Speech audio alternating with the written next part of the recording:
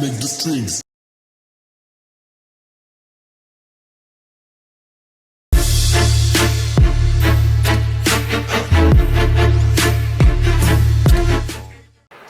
Oh, hey, what's up, guys? So, we're at the shop today, again, like always, but, I went ahead and I started off by sending off a log to Zach, the guy, he's like the North American distributor for ECU Master. So I went ahead and I came over here and I just went to, where's that? Alright, so I got the log and everything pulled up. You can see right here, this is basically, I started it up and kind of revved it a little bit, and it says drive-by-wire position. I don't know if that's the throttle position or what. It's going up though. So basically just kind of messing with a couple things here. I don't know what CLT is. You could go in here and you could change everything to pretty much almost say what you want. So you could show, it's just crazy how many things you could actually log on this. But like the flex fuel sensor, we'll do the flex fuel sensor voltage because I'm not sure if that's even working right now. So the flex fuel sensor thing might not be working. I don't know, just a bunch of things that, again, it's, we'll go AFR, because that's what I was kind of wanting to see. So it's stuck at 9.9 AFR. Maybe that's just because it's rich, and literally this thing is just kind of dangling right behind the exhaust right there. But yeah, so I sent off the log to Zach, so hopefully I'll hear back with him within the next couple hours or so. Yeah, in the meantime, I'm gonna go ahead. I went ahead and put a mark on the downpipe for my my wideband. So I'm gonna go ahead and do that, and then same thing with for the intake air temp thing, and then I do need to drill a hole right there for the blow-off valve.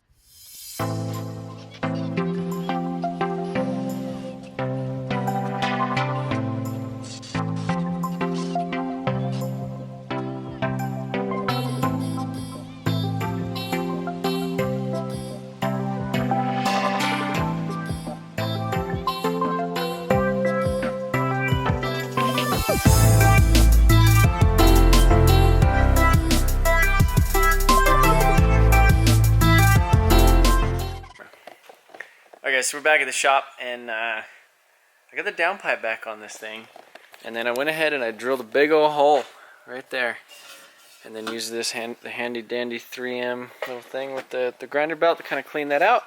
We got this thing welded on there, we got the O2 welded on there, and then I kind of got the lines and stuff set up kind of where they're almost going to go. I'm probably going to flip these around for the boost solenoid. So this is the boost solenoid I'm going to be using on it, and kind of the thought process behind it is I'm going to use it's basically a dual port, or it's a 3-port boost control solenoid, and I'm going to use it set up like this bottom. Yeah, so what it's going to do is you can see you tee into the bottom, and that goes to the lower wastegate port, and then the one at the top basically adds pressure. So what this does is it kind of regulates how much boost goes through here, essentially. And so basically what I could do is I could turn, like, let's say I think there's a really light spring in there. I think there's like an 8 psi or like a 4 psi spring in there. I think you could get away with doubling the spring by adding boost on top of it. So if I had like an 11-pound spring or like a 20-pound spring, I could basically run 40 pounds of boost by adding an additional. You basically double the boost pressure and it just puts it on top, but you could also control it because it regulates how much boost pressure. So let's say if there's a 10-pound spring in there and I regulate it so it adds 5 pounds of pressure on the top of the diaphragm, basically it's holding back that spring in there and basically keeping the wastegate valve shut. It'll essentially be like a 15-pound thing. So that's going to be how I'm going to be able to regulate. You could basically regulate the boost pressure, and you could also kind of mess with the spool of the turbo too, basically holding it forced closed. So instead of it like cracking like at like a lower pressure, it basically holds it, like forces itself shut until it reaches that threshold, the boost threshold, and then it opens up the top or whatever. So that is kind of how the boost is going to be on here. Again, I have the lines and stuff all kind of plugged, but you can see there's the O2 sensor where I got it welded right there. I think that's a decent spot. And so yeah, in order to, I don't know, I'm really debating on doing a screamer pipe on this thing right now. So if I was going to do a screamer pipe, now would be the time. I did get like a little vibrant elbow I ordered, because this thing right here, this thing is just kind of ugly and way too big, because these things I'm assuming are going to expand and contract at different rates. I just don't want this big giant thing sitting in the engine bay, so I got like a little bit smaller one. It's kind of like the ribbed, what did you say it was ribbed like, Ty? Like the ribbed condoms, like the extra ribbed ones. You said the really extra ribbed ones. Extra so yeah, it almost looks like a shop vac hose is kind of how that thing is, but it's more so like the style on like a Power Stroke or something like that. But yeah, so this boost pipe is pretty much ready to go. I do want to kind of polish up these welds a little bit. You could see with the cleaning action and everything, there's like that white ring that kind of builds up along the edge as you weld it. And I mean, that's just not the prettiest thing. So I do have this buffer right there, or that wheel, but I don't have, it's laying around the shop somewhere. I don't know exactly where it is, but it has one of those little like cloth little pads or whatever that go on it, so I could polish it up and basically polish the intercooler piping, and that is kind of the plan. So I might not put that thing on tonight, but we are going to go ahead, raise it up in the air, and I'm going to hook up my front brake lines. So the rear brake lines and the bellow will be here tomorrow, so I might as well get the front brake lines and everything hooked up, and so that way we're essentially getting it ready for tomorrow, I guess.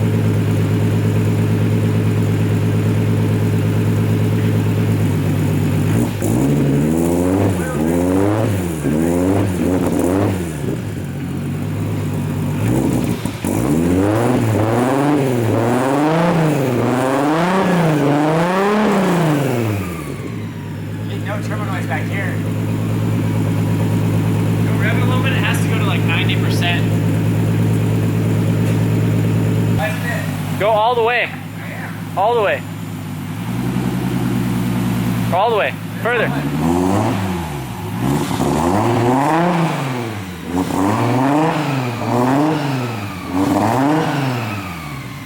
That is so deep.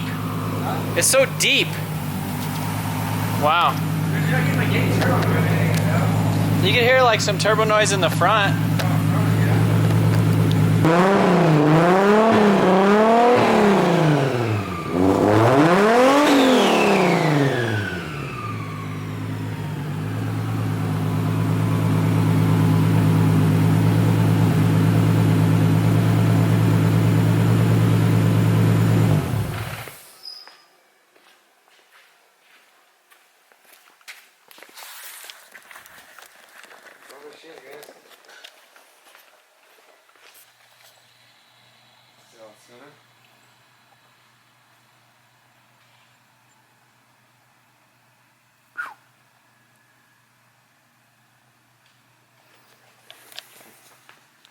So I'm going to go ahead and install these front brake lines and this thing that goes to the rear master. So this is an ABS line delete kit, and a lot of people were wondering like why I'm deleting ABS, why it's a street car and deleting ABS, and you think I'm going to like, you know, understeer into something braking. I don't know, I mean, my 240 doesn't have ABS. I mean, I've locked them up on that, like just doing some other things, but I mean, I don't know. I guess I'll just have to control my braking and try not to get into silly situations where you would essentially need ABS. But it is like this giant, huge, like enormous thing that just sits over here and has all kinds of brake lines, and it's heavy and it's complicated. There's a bunch of ECUs and stuff that go to it, which I have all the ECUs in that other car, but you know, this is a pretty engine, baby. We don't need no big ABS thing. So this thing right here, this goes to the rear brake lines. There's like a little port that goes from the bottom of the car, and it basically goes to both of the rears, and then this right here is for the front. So this will kind of show you a little bit. So this goes to the front port right here, And if you look right down there, there's these two brake ports right there. So essentially those will just hook up right in those, just like so. Yeah, there's two of those guys down there, if it'll focus. So yeah, those go in there, and that goes to the front port right here. So that'll be what the rear brake lines look like. So that's nice and clean, gets rid of all the lines, because there's like a rat's nest of like brake lines going all over this engine bay if it weren't for that. And this goes to the front brakes, and it actually goes on the rear port supposedly. That's at least what the instructions say. So, oh, time lapse died. I turned it off. So this one will go right here to the rear port, or the rear port, but it's for the front brakes. And then these guys right here are the little OEM rubber things, which is nice because I have a parts car like outside. So now this is the driver's side thing. So I'll go ahead, stick it through this factory hole.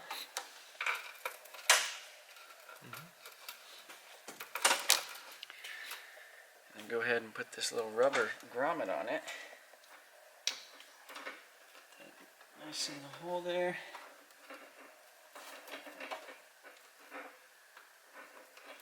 And then this will hook up to this port right here.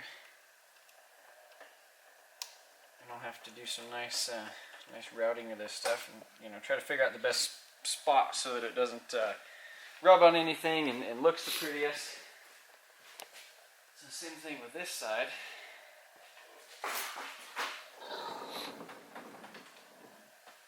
So this guy comes up right over here.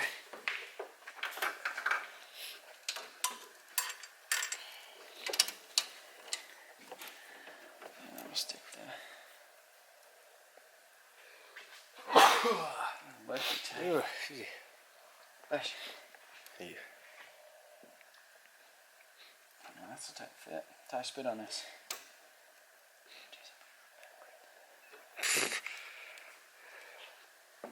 You gotta practice, huh? Put it on backwards.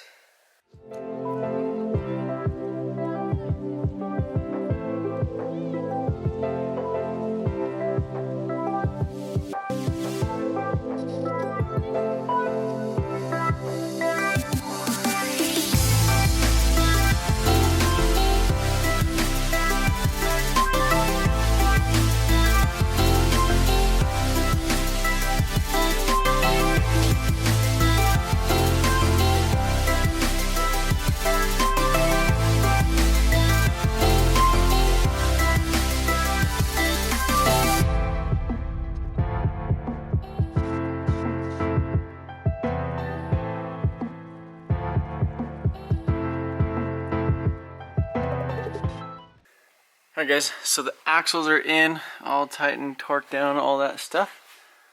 So yeah, we got axles, both sides. We ended up having to pull off these little guys right here, as well as the exhaust to get this one in. This is a remanufactured axle. It's just kind of a one that I picked up from O'Reilly's. See them sticky bushings looking nice and pretty in there. Yeah, I do kind of like the way this exhaust hanging system works. So yeah, exhaust is nice and solid. I do kind of like the way that it's kind of pointed out. It has that typical Supra kind of pointed out to the side. And man, it just looks like a freaking diesel truck from underneath. We did install some fluid in the diff, so that should be good to go. The tranny already has some fluid that was left over in it, but I will be getting some fresh for that. Downpipe and everything is all tight and where it should be.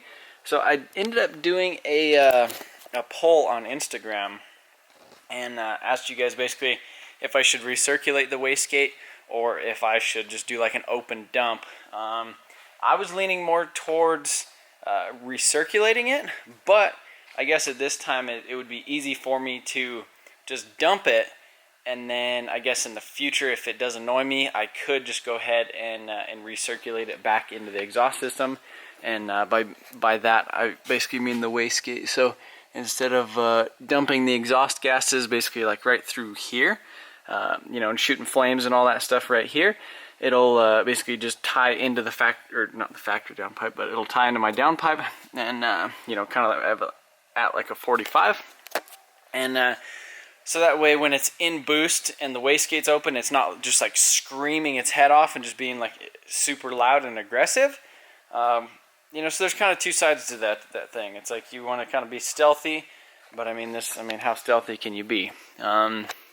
Anyhow, the exhaust note sounds really, really good. I hope you guys, I guess, enjoyed that. But it just seems really, really deep. Like it has a deep tone, but it's not that loud, which is kind of what I wanted. So, yeah, I guess we'll go ahead and dump the wastegate for now, so it'll just scream its head off. And maybe in the future we will do that. So, front brake lines are hooked up. You can see those things. They go down right here, go to this little guy right there, and then go through the grommet up through here, and then kind of route through the engine bay, and then those lines right there go back, and those follow these lines all the way back and to the rear brake calipers. Obviously those aren't hooked up yet, because I did get some braided lines, and those should be here tomorrow, along with the little, I guess, flex section for the dump tube if I was going to recirculate it. But I don't know, we'll see how this works. So I talked to Zach, the guy who runs ECU Master USA, and we basically scheduled a call for tomorrow.